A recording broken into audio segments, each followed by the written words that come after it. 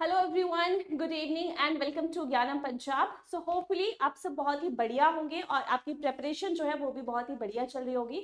सो आज के सेशन को हम स्टार्ट करेंगे एंड जो टॉपिक है that is cell biology. So let's start a session. Discuss कर लेते हैं। फर्स्ट क्वेश्चन आपके सेशन का ये है। क्वेश्चन है the most common lipids found in the plasma membrane are. तो सबसे पहले अगर हम बात करें जो सेल बायोलॉजी है उसमें हम सेल को स्टडी करते हैं और सेल की अगर हम बात करें तो आपके प्लांट्स और एनिमल सेल दो सेल्स जो है वो देखने को मिलते हैं। नाउ स्पेसिफिकली जूलॉजी में हम एनिमल सेल्स के बारे में पढ़ते हैं। तो एनिमल्स में सेल वॉल नहीं प्रेजेंट होती, ओनली एंड ओनली जो है सेल मेम्ब्रेन प्रेजेंट होती है जिसको हम प्लाज्मा मेम्ब्रेन भी बोलते हैं। सो नाउ प्लाज्मा मेम्ब्रेन की अगर हम बात करें तो मेजरली वो किस चीज की बनी है, आपकी लिपिड की बाइलेयर होती है। ठीक है, अगर हम प्लाज्मा मेम्ब्रेन की बात करें तो वो लिपिड की एक बाइलेयर होती है। सो अब यहाँ पे पूछा गया है कि उस बाइलेयर में कौन से मेजर जो है वो लिपिड्स आपके देखने को मिलते हैं most commonly. Phospholipids, glycolipids, cholesterol या फिर ट्राइग्लिसराइड्स। सो अगर हम मेजरली देखेंगे कौन से मोस्ट कॉमनली आपको देखने को मिलते हैं तो वो होते हैं आपके फॉस्फोलिपिड्स। लिपिड बाइलेयर जो है कौन से लिपिड्स की मेजरली देखने को मिलती है, फॉस्फोलिपिड्स की। तो करेक्ट ऑप्शन हमारी कौन सी हो जाएगी, that is option number A. यहाँ पे आप देख सकते हो ये फॉस्फोलिपिड्स की बाइलेयर है। ठीक है, मेजरली फॉस्फोलिपिड्स हैं और उनके भी बहुत सारे टाइप्स रहते हैं एंड अलोंग विद दैट और भी कैटेगरी के लिपिड्स देखने को मिलते हैं, लेकिन हमसे पूछा गया है मोस्ट कॉमनली, मोस्ट स्पेसिफिकली या मेजरली कौन से देखने को मिलते हैं, वो है आपके फॉस्फोलिपिड्स। राइट, चलिए नेक्स्ट क्वेश्चन है the fluidity of the plasma membrane is influenced by. अब प्लाज्मा मेम्ब्रेन जो है वो आपकी कैसी रहती है, ना ही वो बहुत ज्यादा सॉलिड है ना ही वो बहुत ज्यादा जो है फ्लूइड नेचर की है। ठीक है, मतलब वो एक सेमी सा आप बोल सकते हो, जो बीच वाला स्टेट होता है सेमी सॉलिड हम बोल सकते हैं, ना ही लिक्विड है ना ही कंप्लीट सॉलिड है, जेली लाइक अगर आपने देखा होगा वैसी कॉन्फ़िगरेशन जो है वो हमारे प्लाज्मा मेम्ब्रेन की रहती है। तो अब ये फ्लूइडिटी जो है प्लाज्मा मेम्ब्रेन की, कौन कौन से ऐसे फैक्टर्स हैं या कौन कौन से ऐसे कंपोनेंट्स हैं जो कि इस फ्लूइडिटी को क्या करते हैं, अफेक्ट करते हैं। फर्स्ट है the length of fatty acid chains in phospholipids, मतलब बेसिकली शॉर्ट चेन है या फिर लॉन्ग चेन है। राइट, एक फैक्टर ये हो गया। नेक्स्ट अगर हम बात करें द प्रेजेंस ऑफ कोलेस्ट्रॉल, अब कोलेस्ट्रॉल जो है वो प्रेजेंट ही प्लाज्मा मेम्ब्रेन में, अगर हम बात करें ये प्लाज्मा मेम्ब्रेन है जो कि लिपिड की बाइलेयर है। ठीक है, ये सपोज लिपिड्स हैं, फॉस्फोलिपिड्स जो है वो प्रेजेंट है। तो ऐसे जो है प्लाज्मा मेम्ब्रेन आपकी बनी हुई है फॉस्फोलिपिड की बाइलेयर से। नाउ बीच में क्या होता है ना, यहाँ पे बीच में कुछ कोलेस्ट्रॉल मॉलिक्यूल्स यहाँ पे बीच बीच में प्रेजेंट होते हैं। क्यों प्रेजेंट होते हैं, क्योंकि वो मेम्ब्रेन की फ्लूइडिटी को अफेक्ट करते हैं, उसको मेंटेन करने का काम करते हैं। Right, next degree of saturation in fatty acid. Degree of saturation का मतलब आया कि सेचुरेटेड है या फिर अनसेचुरेटेड है। ठीक है, अब सेचुरेटेड और अनसेचुरेटेड में आपको डिफरेंस पता होगा क्या होता है, मतलब या तो सिंगल बॉन्ड है या तो डबल बॉन्ड जो है वो प्रेजेंट है। ठीक है, ये हुआ सेचुरेशन का मतलब। तो अब यहां से देखिए जितने भी फैक्टर्स हमारे पास मेंशन्ड हैं सभी जो है फ्लूइडिटी को अफेक्ट करेंगे, डेफिनेटली करेंगे। So length of fatty acid short chain है या लॉन्ग चेन है, डेफिनेटली वो आपकी फ्लूइडिटी को अफेक्ट करती है। तो लॉन्ग चेन करोगे फ्लूइडिटी क्या हो जाएगी, कम हो जाएगी। शॉर्ट चेन जो है फ्लूइडिटी को इंक्रीज करती है।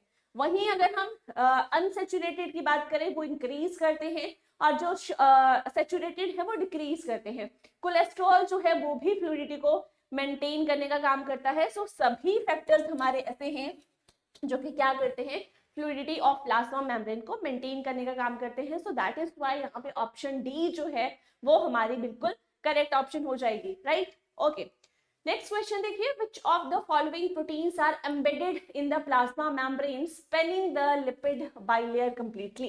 अब यहाँ पे क्या बोला गया है कि जो लिपिड की बाइलेयर है, ठीक है, अब हमने अगर आप प्लाज्मा मेम्ब्रेन जो है उसको स्टडी करोगे, उसका स्ट्रक्चर स्टडी करोगे तो आप उसमें देखोगे कि नॉट ओनली लिपिड्स, लिपिड्स की तो वो मेम्ब्रेन है, बाइलेयर है, उसके साथ साथ और भी कंपोनेंट्स होते हैं। ठीक है, लिपिड्स तो है ही, लिपिड्स के साथ वहां पे प्रोटीन्स भी रहती हैं और प्रोटीन्स के साथ साथ वहां पे एक और कंपोनेंट आता है दैट इज कार्बोहाइड्रेट्स, ये भी आपको वहां पे देखने को मिलते हैं। नाउ प्रोटीन्स जो है वो मेजर पोर्शन बनाती हैं आपकी प्लाज्मा मेम्ब्रेन का, मतलब डिफरेंट टाइप्स ऑफ प्रोटीन्स जो है वो देखने को मिलती हैं। अब आपको यहाँ से पूछा गया है सपोज ये प्लाज्मा मेम्ब्रेन है, ठीक है। अब कोई प्रोटीन होगी जो कि बाहर ही रहेगी, या कोई इंट्रा सेलुलर जो होगी वो अंदर साइड रहेगी, और कोई ऐसी प्रोटीन होगी जो कि मेम्ब्रेन को क्या कर जाएगी, पास कर जाएगी, स्पैन कर जाएगी। आपसे पूछा गया है कौन सी वो प्रोटीन है जो कि स्पैन कर जाती है, पास कर जाती है प्लाज्मा मेम्ब्रेन को, लिपिड बाइलेयर को completely.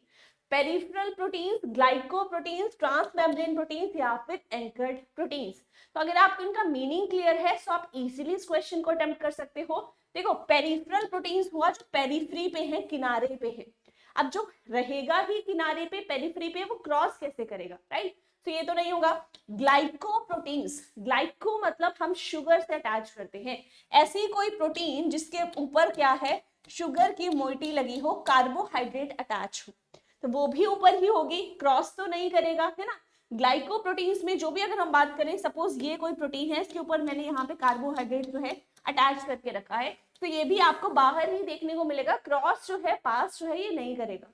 Next is transmembrane proteins. बिल्कुल, जो आपकी ट्रांसमेम्ब्रेन प्रोटीन्स होती है उन्हीं का एक एग्जांपल आता है, क्या, दैट इज इंटीग्रल प्रोटीन्स, ठीक है। इन्हीं का एग्जांपल पढ़ते हैं हम, इंटीग्रल प्रोटीन्स। तो ये वो प्रोटीन्स हैं जो कि क्या कर जाती हैं, क्रॉस कर जाती हैं, स्पैन कर जाती हैं, एंकर्ड भी नहीं आएगा। सो ऑप्शन 3 जो है वो आपका यहाँ पे करेक्ट है। यहाँ पे देखिए ये जो ये पूरा पास कर रही है ना, ये देखो ये एक्स्ट्रा सेलुलर रीजन है, और ये जो है वो इंट्रा सेलुलर, बाहर वाला है, अंदर वाली लेयर है। तो ये देखो अंदर से बाहर से अंदर कौन सी प्रोटीन आ रही है, इंटीग्रल मेम्ब्रेन प्रोटीन। क्लियर। तो यहाँ पे अगर मैं बात करूं, दे आर ट्रांसमेम्ब्रेन प्रोटीन्स, और अल्फा हेलिसेस उनके पास प्रेजेंट होते हैं जो कि उनके हाइड्रोफोबिक रीजन है, और वहां से जो है वो फिर बेसिकली पास कर जाती है। क्लियर। चलिए नेक्स्ट क्वेश्चन है, which of the following is not a feature of plasma membrane. इनमें से कौन सा फीचर प्लाज्मा मेम्ब्रेन में देखने को नहीं मिलता है। First, it is involve in cellular communication. अब देखो प्लाज्मा मेम्ब्रेन में तो cellular communication, what is cellular communication, एक सेल है, दूसरा सेल है, एक की प्लाज्मा मेम्ब्रेन है, दूसरे की प्लाज्मा मेम्ब्रेन है। अब प्लाज्मा मेम्ब्रेन के थ्रू ही क्या होता है, यहाँ पे कम्युनिकेशन होता है। कैसे होता है, सेल सिग्नलिंग का अगर आपने कॉन्सेप्ट पढ़ा होगा, सेल सिग्नलिंग में क्या है, एक यहाँ से कुछ सिक्रीट करेगा मॉलिक्यूल्स जिनको हम सिग्नलिंग मॉलिक्यूल या लिगेंड्स बोलते हैं, दूसरे की प्लाज्मा मेम्ब्रेन पे उसके लिए रिसेप्टर होगा जो कि उसको क्या करेगा, एक्सेप्ट करेगा। तो डेफिनेटली कम्युनिकेशन तो देखने को मिलता है। Next, it has lipid bilayer structure, ये भी होता है ना। प्लाज्मा मेम्ब्रेन का जो स्ट्रक्चर ही क्या है, लिपिड बाइलेयर का बना है, वो भी प्रेजेंट है। Next, it is impermeable two molecules. यहाँ पे क्या बोला गया है कि वो आपकी प्लाज्मा मेम्ब्रेन कैसी है, इम्पर्मिएबल है, उससे कुछ भी एंटर नहीं कर सकता। बट प्लाज्मा मेम्ब्रेन इम्पर्मिएबल नहीं है, वो कैसी है आपकी, सेमी पर्मिएबल होती है। कैसी होती है, सेमी पर्मिएबल होती है। सारे सब्सटेंस को अलाउ नहीं करती, कुछ को अलाउ करती है, but that is not impermeable. यहाँ पे इम्पर्मिएबल बोला है कि किसी को भी नहीं करेगी, है ना, ऐसा नहीं होता। वहां पे सेमी पर्मिएबल जो है ये आपकी मेम्ब्रेन रहती है। Now it is involve in the transport of substance in and out of the cell, no. So correct option here is option number C. Okay, next one is, which one of the following statement is true regarding the movement of proteins in the plasma membrane? अब हमने बात करी जो plasma membrane है उसमें lipids तो है ही, साथ में उसमें क्या प्रेजेंट है, प्रोटीन्स जो है वो भी प्रेजेंट रहती है। बहुत टाइप ऑफ पेरिफेरल आ गई, इंटीग्रल आ गई, ग्लाइकोप्रोटीन्स आ गई, सारी काइंड ऑफ प्रोटीन्स जो है प्रेजेंट रहती है। यहाँ पे आपको बताना है correct statement regarding the presence of proteins in that membrane. First है, proteins are immobile and fixed within the membrane. कि प्रोटीन्स जो है वो आपकी इमोबाइल है, मतलब यहाँ पे है तो उनको फिक्स कर दिया गया है, ग्लू से चिपका दिया गया है, मूव ही नहीं कर सकती। So that is not true, ये होता ही नहीं है। नेक्स्ट देखो, membrane proteins can move laterally with the lipid bilayer. वो क्या कर सकती हैं, यहां से यहां, यहां से यहां, लेटरली जो है मूव कर सकते हैं लिपिड बाइलेयर पे। दैट स्टेटमेंट इज ट्रू, ये बिल्कुल सही है। और एक कौन सी मॉडल ने दी थी, जो फ्लूइड मोज़ैक मॉडल आप पढ़ते हो, ठीक है, फ्लूइड मोज़ैक मॉडल आप पढ़ते हो प्लाज्मा मेम्ब्रेन के स्ट्रक्चर के रिगार्डिंग, उसमें बोला ही ये था। फ्लूइड का मतलब क्या है कि जो भी आपकी प्लाज्मा मेम्ब्रेन है उसमें मोज़ैक होता है, आपका पूरा स्ट्रक्चर फ्लूइड की तरह जो है तैरते हैं, कौन, लिपिड्स और प्रोटीन्स, ठीक है। तो मूव करते हैं, लिटरली मूव करते हैं, so that statement is true. Next देखो, proteins can only move in and out of the membrane through endocytosis. No, membrane proteins are confined to specific regions of membrane and do not move. नहीं, वो क्या करते हैं, literally movement उनमें देखने को मिलती है with in the lipid bilayer. Correct option हमारी हो जाती है ऑप्शन नंबर सेकंड।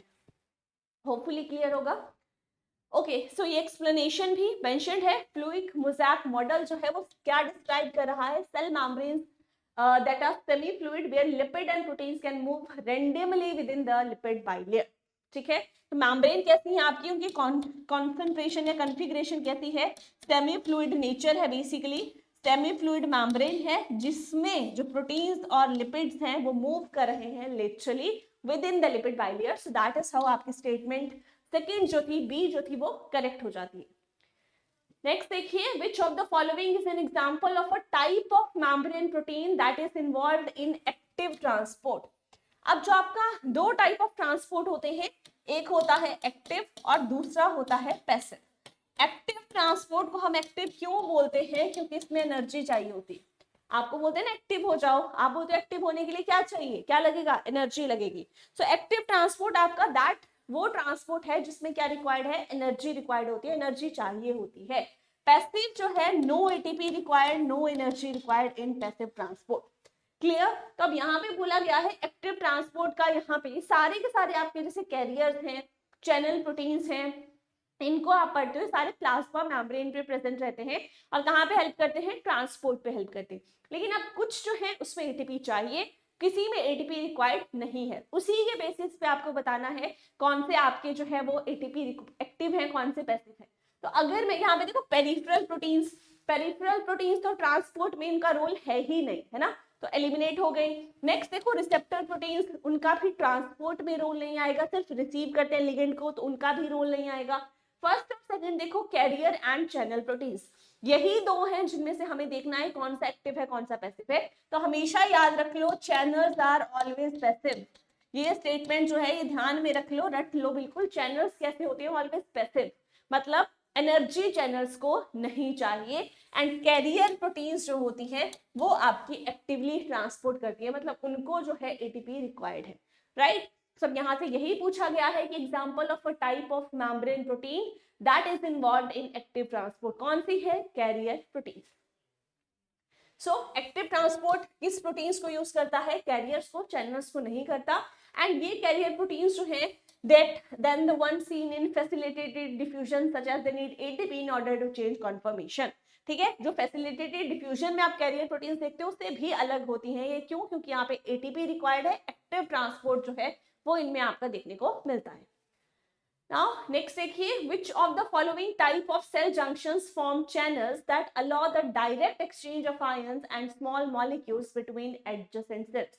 अब यहाँ पे क्या बोला गया है, सेल जंक्शंस की बात की गई है।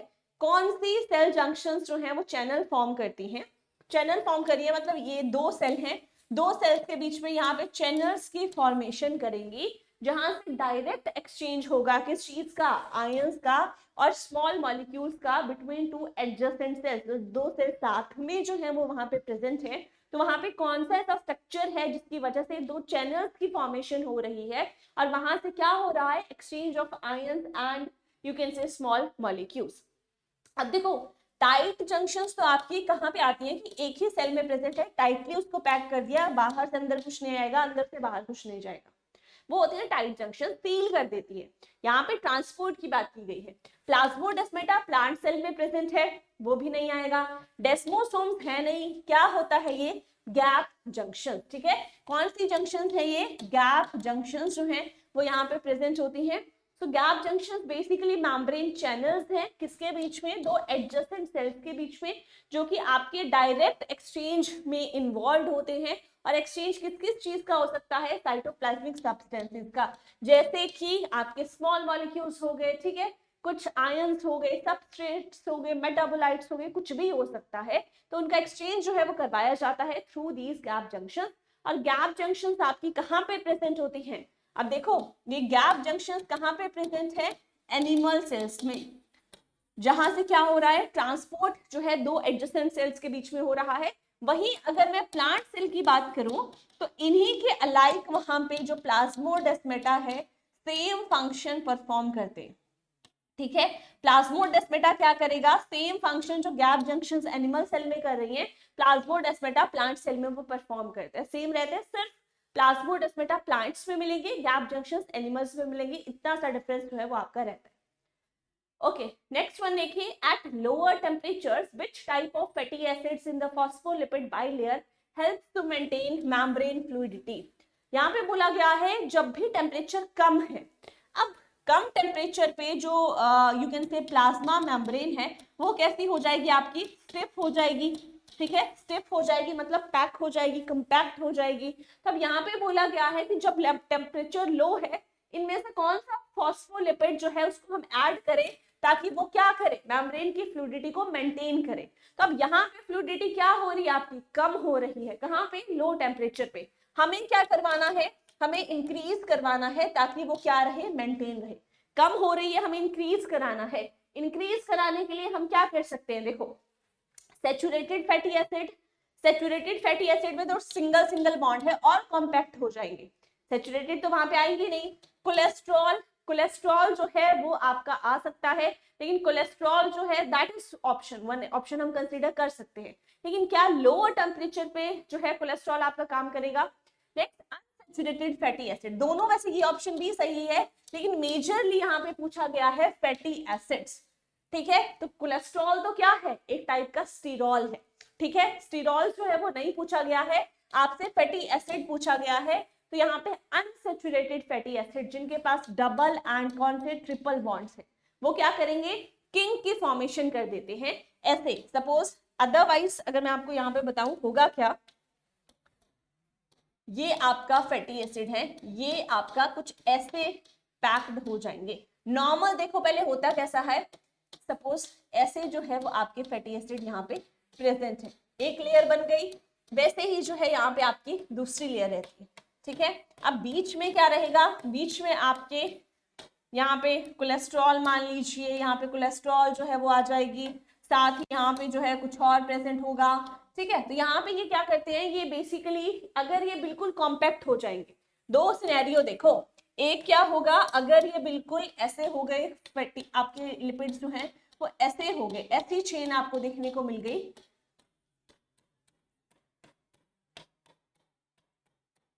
ठीक है, तो ये मतलब कॉम्पैक्ट है, ठीक है। यहाँ पे फ्लूइडिटी क्या हो रही है, फ्लूइडिटी क्या हो रही है, डिक्रीज, कम हो रही है ना। और ये क्या हो सकता है, सिचुएशन में ब्रेक होने के चांसेस हैं। कहाँ पे देखने को मिलेगी, कोल्ड रीजन में ये सिचुएशन देखने को मिलती है। वहीं अगर हम दूसरी बात करें हम हॉट रीजन्स की, हॉट में मेल्ट होते हैं, मेल्ट मतलब इतने दूर चले जाएंगे, ये ऐसे ऐसे चले जाएंगे ये, ठीक है।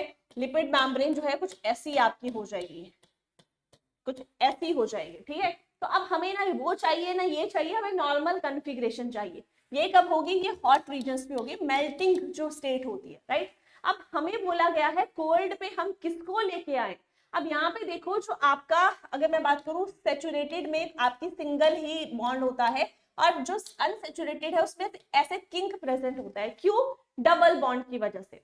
अब जब आप ऐसे ऐसे सो रहे हो तो आप कॉम्पैक्टली पैक्ड हो जाओगे, है ना। जब आपकी जो है, सपोज आप सोते हो, है ना, अगर आप सर्दियों में सो रहे हो बिल्कुल सारे ऐसे पैक होके सो रहे हैं, वहीं गर्मियों में आप कैसे सोते हो, एक हाथ उधर होता है, एक टांग उधर होती है, वैसा ही ये फैटी एसिड जो है वो ऐसा होता है यहाँ पे अनसैचुरेटेड, एक उसकी टांग ऐसे होती है तो वो स्पेस कितना ऑक्युपाई करेगा, इतना।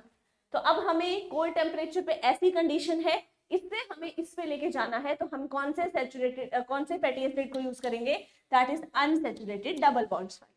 क्लियर, होपफुली क्लियर है कॉन्सेप्ट यहाँ तक, यहाँ भी एक्सप्लेन करके रखा है, बाद में आप इसको रीड आउट कर सकते हो at your own and, right, ठीक है। तो यहाँ पे देखो जो किंक्स है, किंक मतलब ये यहाँ पे किंक जो है वो किस चीज की वजह से प्रेजेंट होता है, ये प्रेजेंट होता है डबल बॉन्ड की वजह से, ठीक है। तो अब इस किंक की वजह से ही क्या होता है, फ्लूइडिटी आपकी कैसी रहती है। ये तो एक आपकी नॉर्मल लेग होती है, ठीक है, एक टेल नॉर्मल है, एक में डबल बॉन्ड जो है वो क्या क्रिएट करता है, ये है बेसिकली किंक, ठीक है। ये किस में है, अनसैचुरेटेड में है, इसकी वजह से आपकी मेम्ब्रेन फ्लूइडिटी जो है वो मेंटेन रहती है। नेक्स्ट देखिए, what is the effect of shorter fatty acid chains on the fluidity. जो शॉर्टर फैटी एसिड चेन्स हैं वो क्या करती हैं, they increase membrane fluidity, they decrease membrane fluidity, they have no effect on membrane fluidity, they make the membrane more rigid. तो वो क्या करती है, इंक्रीज करने का काम करती है, ठीक है। क्यों इंक्रीज करती हैं, क्योंकि वो मोर ससेप्टेबल हैं चेंजेस टू काइनेटिक एनर्जी, और वो कैसी होती है, मोर लिक्विड वाली होती है and have lower melting points. Short chain है ना, जल्दी से मेल्ट हो जाएंगी, जल्दी से मेल्ट होकर फ्लूइडिटी क्या होगी आपकी, इंक्रीज हो जाएगी। तो यहाँ पे देखिए, they can increase the membrane fluidity. Explanation यहाँ पे गिवन है, इसको आप बाद में भी रीड आउट जो है वो कर सकते हैं। नेक्स्ट देखिए, the fluid aspect of fluid mosaic model refers to, ये हमने डिस्कस भी किया कि फ्लूइड मोज़ैक मॉडल में फ्लूइड जो है वो किसको रिप्रेजेंट कर रहा है, the membrane is completely rigid, membrane क्या कंप्लीटली रिजिड है, no, the lipids and proteins within the membrane are able to move, बिल्कुल। फ्लूइड मोज़ैक मॉडल में बोला गया था कि जो मेम्ब्रेन है सेमी फ्लूइड है, जिसमें अगर हम बात करें प्रोटीन्स एंड लिपिड्स वो आपके रैंडमली लेटरली मूव करते रहते हैं, राइट। सो यही एक्सप्लेन कर रही थी, ऑप्शन बी बिल्कुल करेक्ट है। सी देखो, the membrane proteins can not move, कर सकती हैं, ओनली लिपिड्स कैन मूव, नहीं दोनों मूव कर सकते हैं, प्रोटीन्स भी एंड लिपिड्स भी। So that is how option B जो है वो आपकी यहाँ पे करेक्ट है, राइट। सो एक्सप्लेनेशन यहाँ पे मेंशन्ड है, आप इसको रीड आउट कर सकते हो। ओके, नेक्स्ट देखिए, lipid rafts are regions in the plasma membrane that है, प्लाज्मा मेम्ब्रेन में कुछ ऐसे रीजन्स होते हैं जिनको, जो आपके लाइक ये आपकी मेम्ब्रेन है, यहाँ से कुछ इतना सा रीजन होगा, ये नॉर्मल मेम्ब्रेन है, ये वाला रीजन जो होगा इसको मैं बोल रही हूँ दैट इज लिपिड राफ्ट। अभी लिपिड राफ्ट जो है इसमें क्या ऐसी स्पेसिफिकली फीचर्स जो है वो रहते हैं, क्या इनकी आप मैं बोल सकती हूँ स्पेसिफिसिटी है, high concentration of proteins and cholesterol, low concentration of lipids, a disordered structure and low protein content, a low concentration of cholesterol and saturated fatty acid. लो तो नहीं होती, हाई कॉन्सेंट्रेशन होती है कोलेस्ट्रॉल की और साथ ही स्फिंगोलिपिड्स की अलोंग विद द प्रोटीन, ठीक है। बाकी पॉइंट्स आपके इनकरेक्ट हैं, ऑप्शन ए जो है that is the correct one. Lipid rafts आपके वो एरियाज हैं जहां पे मेजरली कोलेस्ट्रॉल एंड स्फिंगोलिपिड्स जो है वो आपके ज्यादा अमाउंट में देखने को मिलते हैं, क्लियर। नेक्स्ट देखिए, in the plasma membrane what is the function of carbohydrate chain that are attached to proteins और लिपिड्स। अब यहाँ पे देखो, प्रोटीन से अगर अगर यहाँ पे बात करूं, सो कार्बोहाइड्रेट्स या शुगर्स की मैं यहाँ पे बात करूं, शुगर प्लस प्रोटीन्स वो हो गई आपकी ग्लाइकोप्रोटीन्स, ठीक है। और अगर मैं यहाँ पे शुगर जो है दैट इज कार्बोहाइड्रेट, उसको लिपिड से लिंक करती हूँ तो वो बन जाते हैं आपके ग्लाइकोलिपिड्स। तो दोनों आप प्लाज्मा मेम्ब्रेन पे देखते हो, दोनों आपको देखने को मिलते हैं। यहाँ पे फंक्शन पूछा गया है, फर्स्ट है they provide structural support to the membrane, structural support के लिए है, नहीं। Next, they assist in transport of molecules across the membrane, transport करवाते हैं, बिल्कुल नहीं। नेक्स्ट है they are involved in cell recognition and signalling, बिल्कुल काम ही ये है, प्रोटीन्स के साथ या लिपिड्स के साथ लिंक फॉर्म में प्रेजेंट होते हैं, तो सेल रिकॉग्निशन में हेल्प करते हैं, साथ ही सिग्नलिंग में जो है इनका रोल देखने को मिलता है। ऑप्शन सी आपकी बिल्कुल करेक्ट ऑप्शन है, चैनल्स और आयंस की तरह भी ये काम नहीं करते, ऑप्शन सी जो है that is the correct option. Explanation यहाँ पे ऑलरेडी मेंशन है। Okay, so we are at the last segment, that is the homework question. Homework question read out करते हैं। आज जो है आई थिंक गेस कल वाले होमवर्क क्वेश्चन आपके डिस्कस नहीं हुए, बिकॉज आई गेस गलत स्लाइड जो है वो होमवर्क क्वेश्चन की आ गई थी, सो डायरेक्ट हमने सेशन से ही स्टार्ट किया। सो ये वाले होमवर्क क्वेश्चन फिर हम कल डिस्कस कर लेंगे, सो आप होपफुली सभी जो है वो आंसर करोगे। चलिए देख लेते हैं। In the context of membrane structure which of the following is true about integral membrane proteins. अब इंटीग्रल मेम्ब्रेन प्रोटीन्स के रिगार्डिंग कुछ स्टेटमेंट्स गिवन है, आपको करेक्ट स्टेटमेंट जो है बतानी है। First है, they are only attached to the outer surface of membrane. They span the lipid bilayer and have hydrophilic regions exposed on both sides. They are hydrophobic and are not embedded in the bilayer. या फिर they are only involved in cell recognition. That is the homework question number 1. Second देखो, what type of molecules can pass directly through plasma membrane without the need of transport proteins? कौन से जो है जो कि direct cross कर लेते हैं? Large polar molecules, ion and charged molecules, small non-polar molecules या फिर large proteins. Second homework question, ठीक है, होपफुली आप सभी जो है वो आंसर करोगे। तो कल के सेशन में फिर हम डिस्कस करेंगे किसने सही आंसर किया, and I want maximum of you to participate, right? So that is all for today session. Thank you very much, मिलते हैं कल, till then bye bye and take care.